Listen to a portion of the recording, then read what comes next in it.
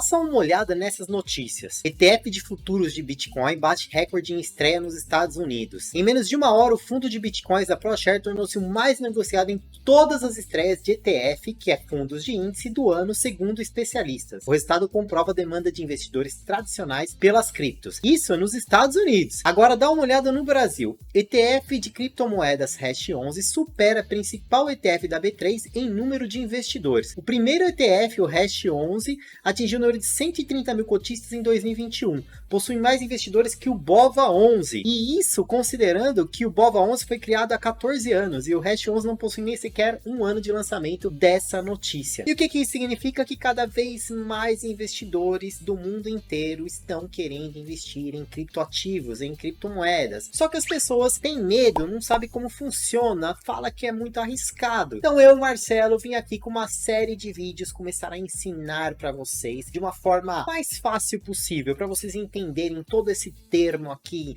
que mistura desde computação com economia e que acaba atrapalhando muita gente que quer investir. Mas antes de continuar esse vídeo, já aproveita aí, se inscreva no canal, ative o sininho, ative a notificação, dá aquele like, porque isso ajuda bastante a gente a produzir esse material de qualidade para vocês. Ó, nós também temos um Discord, eu vou deixar o link aqui na descrição, e um Telegram, que a gente pode trocar informações sobre isso. A ideia é que um ajude o outro, cada vez com mais informações. Quanto mais informações de qualidade a gente traz, a gente pode fazer com que a comunidade cresça junto e a gente ache melhores oportunidades, difunde mais os conhecimentos. Essa que é a ideia, é de graça para todo mundo participar, vou deixar o link aqui na descrição. Primeiro eu preciso começar falando para as pessoas que não estão muito acostumadas com investimentos e não sabem o que é esse ETF. Esse ETF, como eu disse, é um fundo de índice. O que significa isso? Significa que na verdade você não está investindo no Bitcoin, você não está investindo em outras criptomoedas como ETH, BNB ou qualquer uma nesse sentido. Você está investindo num fundo que ele está atrelado ao Bitcoin. Por exemplo, se ele for de Bitcoin, ele vai acompanhar o desempenho do Bitcoin. Na prática, é como se fosse mais ou menos a mesma coisa. Você não tem o ativo em si, mas você está acompanhando o valor desse ativo. Então, se ele sobe, na mesma proporção, sobe também o ETF. É praticamente a mesma proporção. Se ele cai, cai também o ETF. Não é exatamente a mesma, porque quando você está investindo num fundo de índice, você tem um gestor por trás disso, tem que pagar a taxa de administração.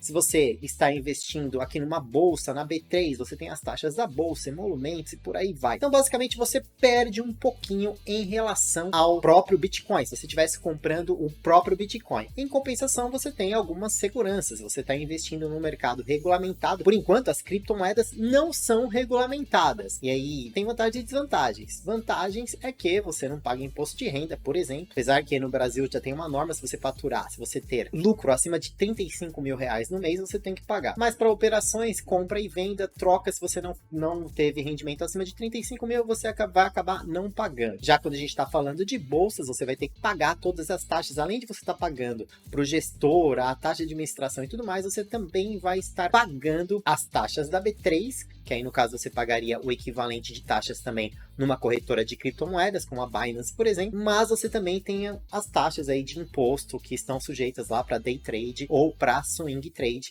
Para quem não sabe, day trade 20% você paga de imposto de renda e swing trade 15% de imposto de renda se você tiver lucro. Qual a vantagem então de eu investir num ETF? Bom, primeira coisa, segurança. Você que não tem conhecimento, vai ter esse conhecimento me acompanhando aqui nesse canal, porque eu vou ensinar muita coisa aqui de graça para vocês. Mas você tem aqui toda a segurança da B3, toda a regulamentação da CVM para você investir num fundo de índice. Você sabe que ali não vai ter problema de uma corretora quebrar, por exemplo, e sumir com seu dinheiro. Isso enquanto não está regulamentado, e a probabilidade é que regulamente ainda esse ano, em 2022. E caso também, se for um ETF que ele invista em várias moedas, em várias criptomoedas, por exemplo, Bitcoin, ETH, XRP, BNB, ADA Cardano, Polkadot, ele pode acabar minimizando para você a questão de você ter que ficar comprando e vendendo determinados ativos.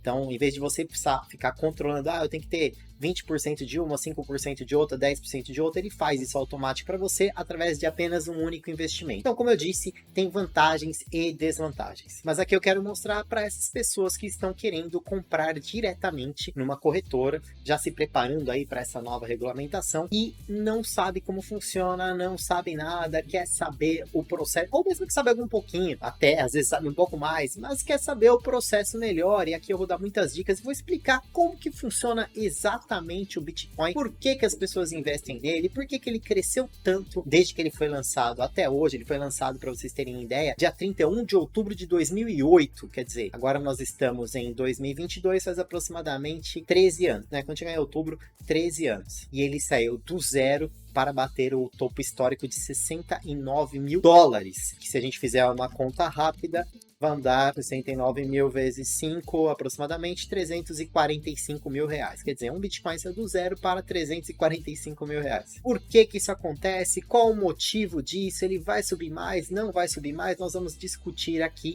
nessa sequência de vídeos. Mas lembrando que eu nunca faço recomendação de investimento. Aqui são informações para você conhecer, eu posso mostrar o que eu estou fazendo, mas nunca é recomendação de investimento. Combinado? Eu tenho uma boa parte do meu patrimônio pessoal investido em criptomoedas, bem mais do que os especialistas falam aí, para investir apenas 5% do que você tem, mas é porque eu já estou nisso há um tempo, para falar a verdade faz um pouco mais de um ano, e desde que eu comecei, lógico, eu tive ganhos e perdas, mas eu ganhei bem mais do que eu perdi.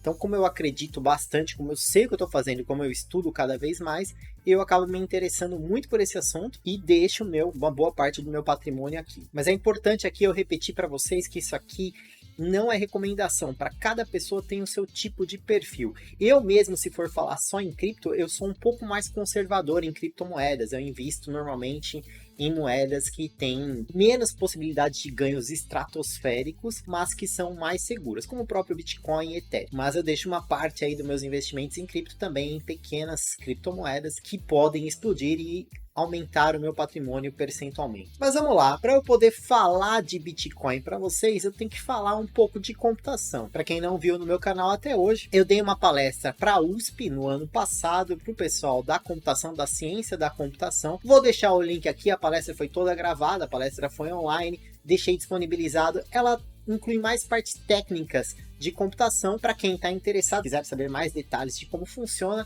clica aqui em cima e assista a palestra, que tem mais de 2 horas lá explicando e tirando dúvidas dos alunos sobre conceitos aí mais profundos de computação, digamos assim. Para o pessoal aqui em geral, a gente não quer entender tanto esses conceitos, é que a gente quer entender mais de ganhar dinheiro. Essa que é a ideia. Como que eu faço para investir? Por que que é seguro? Se não é seguro? O que que eu posso fazer? Quais são os riscos inerentes? E é isso que eu pretendo trazer aqui para vocês. Como eu disse para vocês, o Bitcoin foi lançado em 2008, no final de outubro de 2008, junto ali com aquela quebra basicamente do que aconteceu naquela época do Lehman Brothers e de vários bancos dos Estados Unidos, aquela crise do subprime. Existem teorias que esses eventos estão correlacionados, que o pessoal queria sair desse mercado de banco que é manipulado por governos e tudo mais, mas também existem teorias que na verdade foi uma grande coincidência. Quem lançou o Bitcoin foi esse cara aqui chamado Satoshi Nakamoto. Um cara ou vários caras, ninguém sabe quem é esse cara. Esse cara soltou um paper falando como que ia funcionar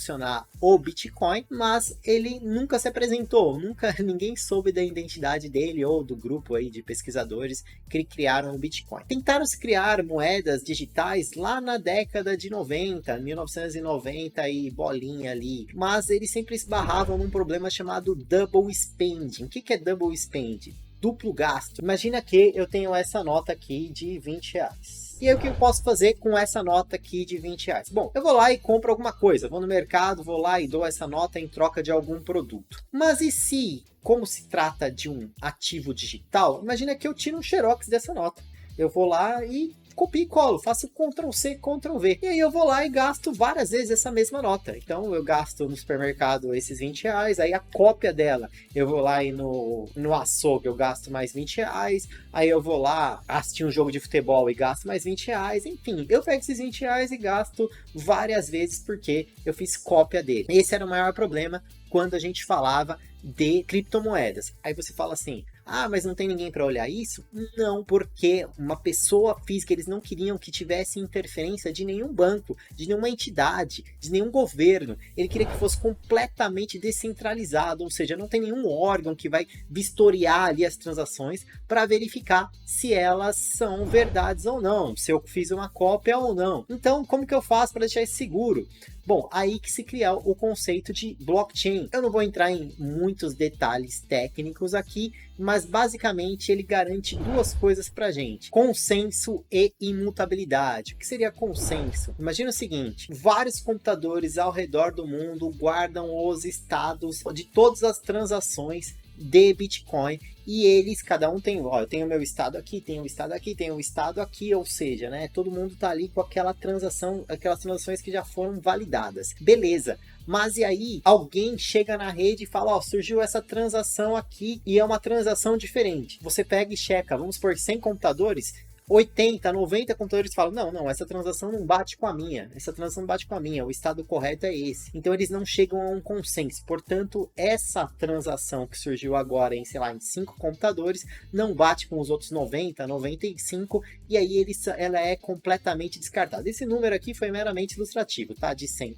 que eu falei, cada rede tem o seu, tem a sua quantidade de nós, tem a sua quantidade de confirmações, validação, mas basicamente é isso. Não entrou em consenso, isso daqui não vale. Então, você imagina que são vários computadores espalhados pelo mundo inteiro fazendo essa verificação e essa validação. E imutabilidade. Uma vez que uma transação foi confirmada e validada, ela não pode ser desfeita. Ela fica lá registrada num livro razão. Essa que é a blockchain, num livro razão, que a partir do momento que você escreveu é uma tinta que não se apaga, que todo mundo pode consultar. A gente pode consultar as transações do Bitcoin desde lá de 2008, 2009 na rede. Basta você ter um computador, acessar, você pode consultar todas as transações desde que surgiram. Então nós temos consenso, nós temos imutabilidade, então a gente garante aí uma segurança para o Bitcoin. Tá, mas aí você me pergunta, quem esses computadores aí na rede? Por que eu vou colocar o meu computador na rede para fazer isso daí para as pessoas? Porque todo mundo trabalha ganhando algum.